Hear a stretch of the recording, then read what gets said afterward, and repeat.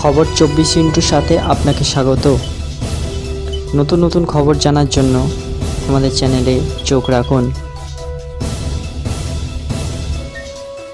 বাংলাদেশ আবহে তৎপর পুলিশ প্রশাসন থেকে শুরু করে বিএসএফ আধিকারিকরা। অনুপ্রবেশ রুখতে তৎপর তারা। জেলাগুলি থেকে ইতিমধ্যে গ্রেপ্তার হয়েছে একাধিক অনুপ্রবেশকারী।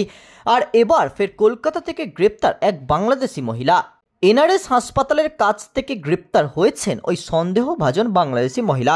বৈধ কাগজপত্র দেখাতে না পারায় তাকে গ্রেপ্তার করেছে এন্টালি থানার পুলিশ সূত্রে খবর, মহিলার নাম বেবি বিশ্বাস। তাকে জিজ্ঞাসাবাদ করে পুলিশ জানতে পেরেছে অভিযুক্ত দিন কয়েক আগে সীমান্ত পেরিয়ে ভারতে এসেছিলেন। শিয়ালদহের কাছে একটি গেস্ট হাউসে থাকতেও শুরু করেন তিনি।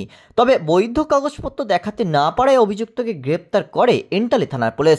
ইতিমধ্যেই ফরেনার্স অ্যাক্টে রুজু হয়েছে মামলা। এদিকে পুলিশ আধিকারিকরা ওই মহিলাকে জেরা করে পায় চাঞ্চল্যকর তথ্য। প্রথমে তিনি পুলিশকে জানিয়েছিলেন দিন তিনেক আগে সীমান্ত পেরিয়ে বসিরহাট দিয়ে এ রাজ্যে প্রবেশ করেন। তারপর মুম্বাই চলে গিয়েছিলেন কাজের খোঁজে, কিন্তু সেখানে কাজ পাননি তিনি। এরপর পুলিশের হাত থেকে বাঁচার জন্য ফের ট্রেন ধরে কলকাতায় ফিরে আসেন। শনিবার বিকালের পর থেকে শিয়ালদহ স্টেশন চত্বর ও এনআরএস হাসপাতালের সামনে ঘুরছিলেন ওই মহিলা।